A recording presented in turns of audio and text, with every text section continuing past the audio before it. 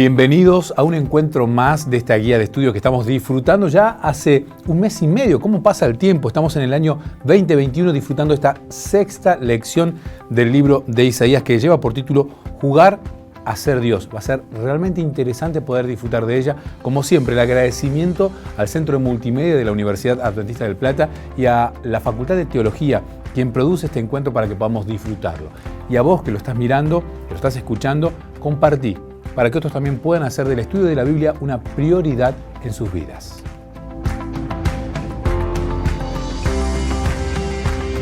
Y nuevamente te damos la bienvenida a este sexto encuentro, lección número 6, Jugar a ser Dios. Y hoy me acompaña la doctora María Emilia Schaller. ¿Digo bien su apellido, doctora?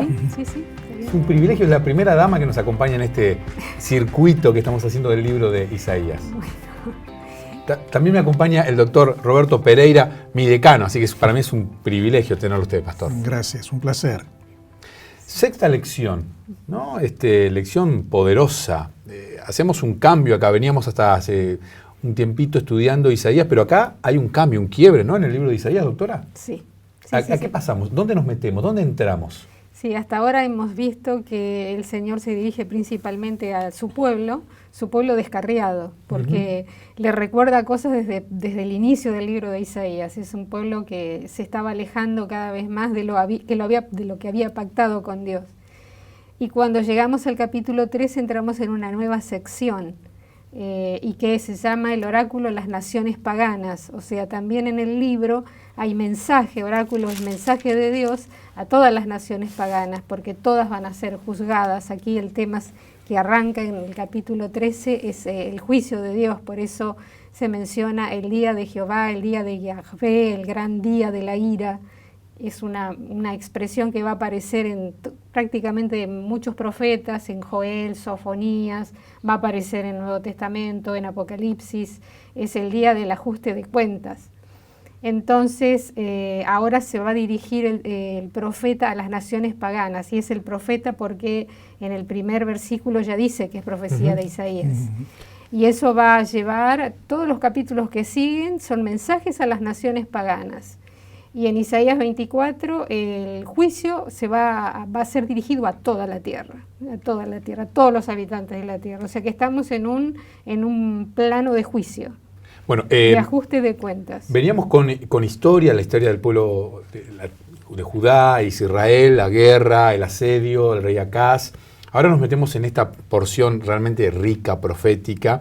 Déjenme leerle el texto bíblico para memorizar esta semana, que está en el capítulo 25, versículo 9. He aquí, este es nuestro Dios, le hemos esperado y nos salvará. Este es Jehová a quien hemos esperado, nos gozaremos y nos alegraremos en su salvación. Hay personas que le temen al juicio, pastor, pero cuando uno lee esto y dice, yo quiero ser juzgado si estoy esperando a este Redentor, a este que me viene a traer alegría, ¿de qué depende ese temor que a veces tenemos a ser juzgados? Bueno, posiblemente a una falta de conocimiento muy precisa de lo que significa la justicieridad de Dios. En realidad, la doble justicieridad de Dios. Al que cree, redención. Al incrédulo, destrucción. Simple, tan simple como eso. Si tú abres la Biblia, por ejemplo, en el libro de Salmos, en el capítulo 71, tal vez comenzando allí, mira lo que dice el salmista, versículo 1 y 2. En ti, Jehová, me he refugiado. Este es el creyente. No sea yo avergonzado jamás. Socórreme y líbrame en tu justicia. Ahora nota el segundo paralelo. Sálvame. ¿Qué significa socórreme, líbrame, sálvame? Este es el creyente.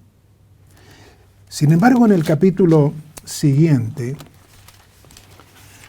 el salmista dice en el versículo 1, 72, 1, Dios da tus juicios al rey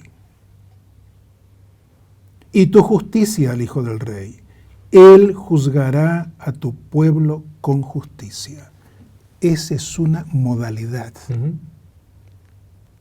Justicia aquí significa salvación, significa hechos salvíficos. los poderosos hechos salvíficos. Uno de ellos es el cruce del mar por el pueblo.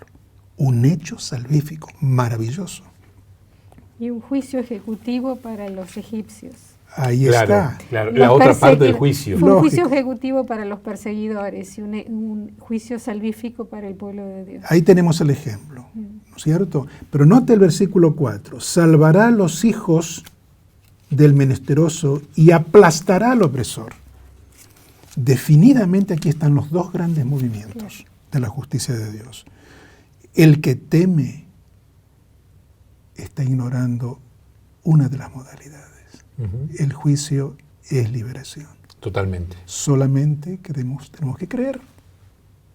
Ya hemos Esa es la hablado, diferencia. ya hemos hablado en otros encuentros, no recuerdo ahora porque son todos los profesores de la facultad que están pasando en este repaso apasionante, ¿no? Hemos hablado del temor de Dios. Creo que fue con el pastor Cotro que hemos hablado del temor de Dios, ¿no? Esa reverencia que tenemos hacia Dios, que nos permite tener la salvación por amor, un amor que el libro de Isaías lo plasma muy bien, ¿no? Pero hablaba de condenación sobre las naciones. ¿De qué naciones habla? Empieza con Babilonia, comienza con Babilonia. Es interesante porque en los tiempos del profeta Isaías, Babilonia no era un poder como lo fue después. En tiempos de Isaías la amenaza era Asiria. Asiria, mucho después del tiempo de Isaías, fue derrotado por Babilonia. Nabopolassar funda el imperio neobabilónico y le sigue su hijo Nabucodonosor, y va a ser el tiempo de el profeta Jeremías, Daniel. Ese es el tiempo en el que Babilonia va a ser un imperio poderoso. Sin embargo, aquí se habla de Babilonia, empieza con las naciones con Babilonia, después es mencionado Asiria también, Filistea, Edom, todas las naciones, pero empieza con Babilonia. Pero sin embargo le dice a Babilonia de alguna manera, estamos en Isaías 13:17, aquí yo despierto contra ellos a los medos. Es decir, Babilonia va a ser una nación importante, estamos en Isaías 13:17, pero Babilonia va a ser derrotada luego por Medo-Persia. Y es interesante que el libro del profeta Isaías 45, menciona quién es una de las únicas dos menciones de la Biblia que con tanta anticipación se menciona el nombre de alguien. Y es Ciro, el rey de los persas. O sea, Ciro era persa y en la unión de los medos y los persas invadió Babilonia el año 539 a.C. Eso va a pasar mucho después. Estamos hablando de que Isaías es un profeta del siglo VIII. Y está anunciando, eso está en Isaías 45, que Ciro, y lo llama mi ungido, va a ser el encargado de entrar, y ahí cae Babilonia. Fíjate vos, entonces, y se menciona Babilonia, una nación que realmente llegó a ser muy poderosa y que llevó cautivo al pueblo de Dios. Hubo 3 lamentables invasiones, y en la tercera invasión la destrucción del templo. Ahora es interesante, si me permitís, que cuando vamos al capítulo 14 se habla del rey de Babilonia. Este es el versículo 4, Isaías 14:4, el rey de Babilonia. Entonces, cuando comenzamos a avanzar en el texto, sí podría ser cualquier rey de Babilonia y toda una cuestión allí. El versículo 9 habla del Sheol, del sepulcro. Hay toda una mención, hizo levantar de su silla a todos los príncipes de las tierras, los reyes de las naciones, toda una cuestión simbólica. Bueno, pero cuando vamos al versículo 11, descendió al Sheol tu soberbia, y cuando vamos al versículo 12, nos damos cuenta de que ya no está hablando de un rey humano de Babilonia. El versículo 12, y repito, estamos en Isaías 14, está la pregunta, ¿cómo caíste del cielo, oh lucero, hijo de la mañana? Entonces, primero hizo mención al rey de Babilonia, pero ahora es lucero, que caíste del cielo. Y cuando llegamos al versículo 13, que decías en tu corazón, subiré al cielo en lo alto, junto a las estrellas de Dios levantaré mi trono, y en el monte del testimonio me sentaré a los lados del norte. No hay ningún rey babilónico, por más orgulloso y jactanciosos que hayan sido, que quiso hacer esto, que lo pensó hacer esto. ¿De quién hablamos entonces aquí cuando decimos, tú que decías en tu corazón, subiré al cielo? Y es el que lo dijo. ¿Quién lo dijo? ¿Quién lo dijo? En la profecía es claro que este lucero es aquel que se levantó contra el Dios de los cielos y de la tierra y pretendió ocupar su lugar. el lucero de la mañana, Lucifer. Estamos hablando de Satanás. El diablo, Satanás, como dice Sí. Apocalipsis, Sí, ¿no? sí. Es interesante. Es una descripción muy clara que se compara con aquello que está dicho también en Ezequiel capítulo 28. Son dos textos que trabajan en paralelo, describiendo el origen del pecado. A ver, si nos quedamos con esta historia, con historia, precisamente, y hablamos de Asiria, de Medos y Persas, de Babilonia, uno es como si fuera un libro de historia, pero cuando uno la ve a la luz de esto es una porción profética, y la empieza a mirar con mucho cariño mirando el libro de Apocalipsis, ¿nos encontramos con qué? Pero escuchas, Sebastián, antes de avanzar, tenemos que localizar estas naciones en el contexto del gran conflicto. claro. Estamos en un conflicto. Sí. Y las naciones mencionadas aquí en el capítulo 13 son todas aquellas que están en relación con Judá, Sí. opresoras de Judá. Es la misma historia del periodo de los jueces. Claro. El pueblo desobedecía, caía en cautiverio, clamaba por un libertador y había libertación. ¿De qué? Del pecado. El pecado los llevó a ser esclavos de naciones opresivas. Y aquí está aconteciendo algo que va a llevar al pueblo al mayor cautiverio de su historia. A la mayor crisis de la historia. Exactamente. Una cosita que justamente el pastor mencionó, Ezequiel 28, hay como un paralelo interesante porque Ezequiel 27 habla del príncipe de Tiro, que también era una nación pagana, era un emporio comercial que estaba en la orilla del Mediterráneo, en Fenicia, y entonces empieza el texto a hablar del príncipe de Tiro, pero cuando entramos en Ezequiel capítulo 28, de pronto se empieza a mencionar que estuvo en el Edén. Entonces, nuevamente tenemos la sorpresa que nos llevamos en Isaías 14. Empieza una descripción que excede en mucho a cualquier monarca terrenal.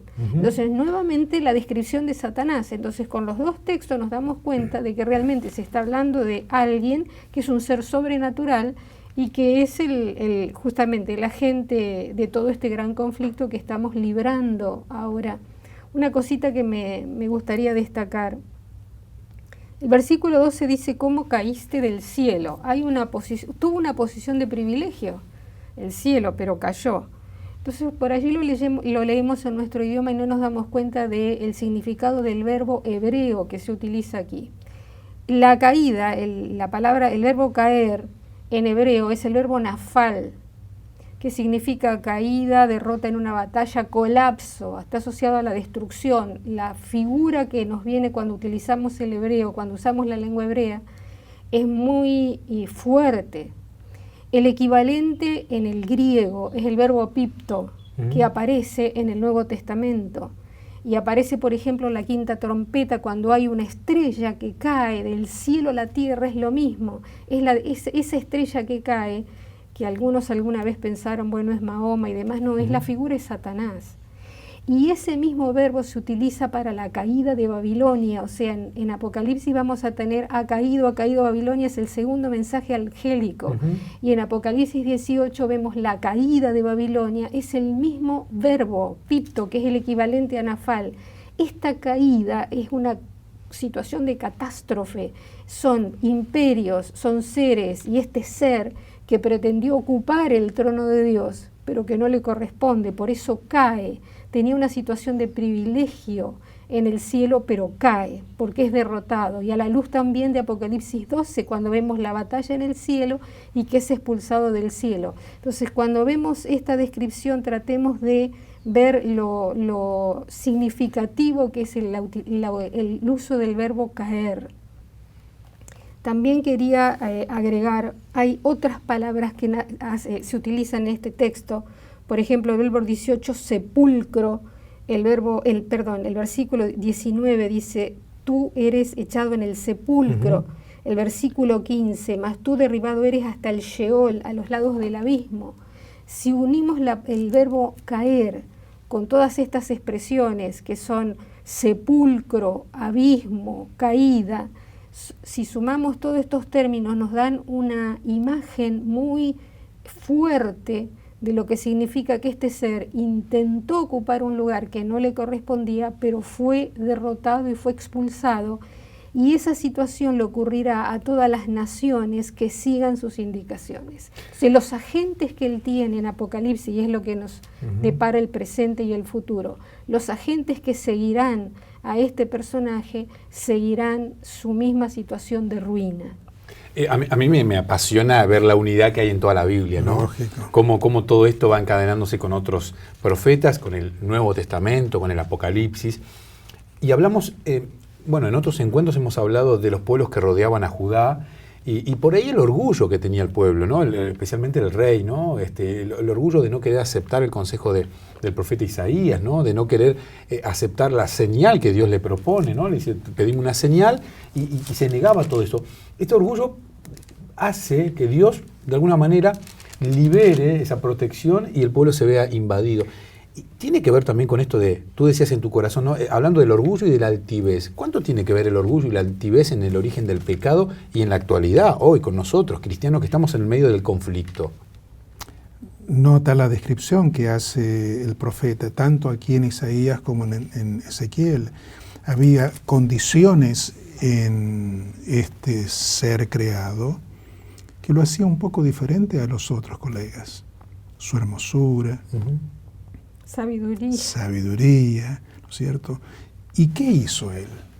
En vez de mirar a su creador, se miró a sí mismo. Yo puedo ser como él. Es decir, aquí comienza un proceso de evaluación de capacidades y realidades del ser, que lo van separando del ser creador, ¿cierto? Lo va distanciando. Noten, decías en tu corazón, es decir, aquí había intencionalidad.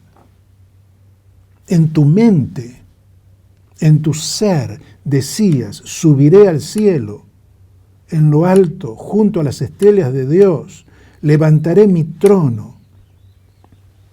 Versículo 14, seré semejante al Altísimo.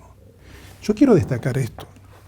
Esta expresión que aparece aquí se usa también en el Nuevo Testamento y es una referencia a la primera persona de la deidad. Nunca se usa para otra de las dos personas de la deidad. Voy a darles un ejemplo.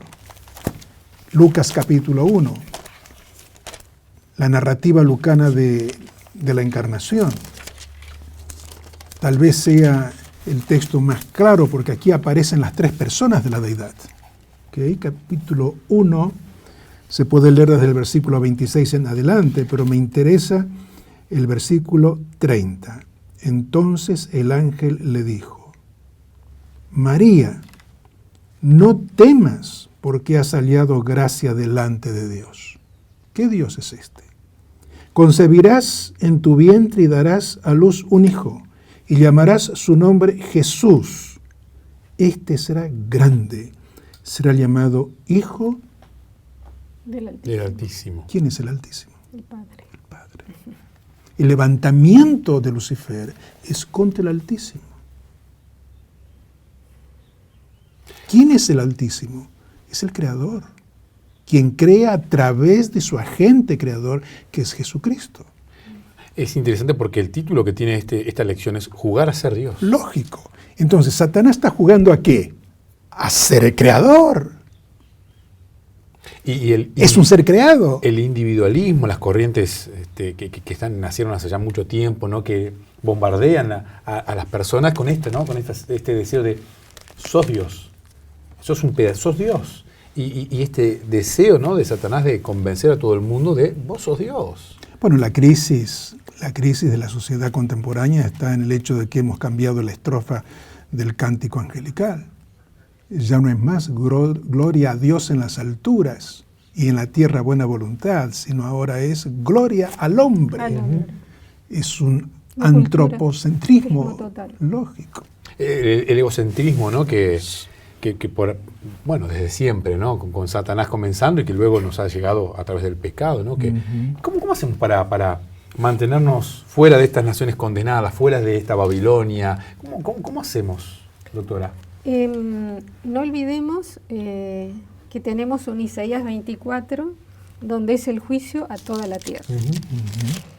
Y versículo 5, estamos en Isaías 24, versículo 5, y la tierra se contaminó bajo sus moradores. Se contaminó la tierra bajo sus moradores, porque traspasaron las leyes, falsearon el derecho, quebrantaron el pacto sempiterno. Es decir, las naciones todas han roto su pacto con Dios. Entonces ahora viene el juicio hacia las naciones. Entonces, quiero destacar algunos textos, por ejemplo, el versículo 17, terror, foso, red sobre ti, oh morador de la tierra. El versículo 18 aparece la palabra foso 2 veces. La palabra foso nos trae el eco de sepulcro, de sepultura. Versículo 20, temblará la tierra como un ebrio y será removida como una choza y se agravará sobre ella su pecado y caerá y nunca más se levantará. Aquí está el verbo nafal, el equivalente griego pipto. Caerá y nunca más se levantará. O sea, no estamos hablando del planeta Tierra, estamos hablando de los habitantes del mundo. Han roto su pacto con Dios y van a caer, así como cayeron en el antiguo las naciones paganas, también va a caer toda la tierra y los reyes de la tierra. Versículo 22 me gustaría destacar algo. Y serán amontonados como se amontona los encarcelados en mazmorra y en prisión quedarán encerrados y serán castigados después de muchos días. Este texto se ha visto como una vislumbre del milenio, como una vislumbre, porque va amontonados, encarcelados y en prisión quedarán encerrados y castigados después de muchos días, como una vislumbre de lo que sería el milenio de Apocalipsis. Ahora, toda la tierra va a ser juzgada.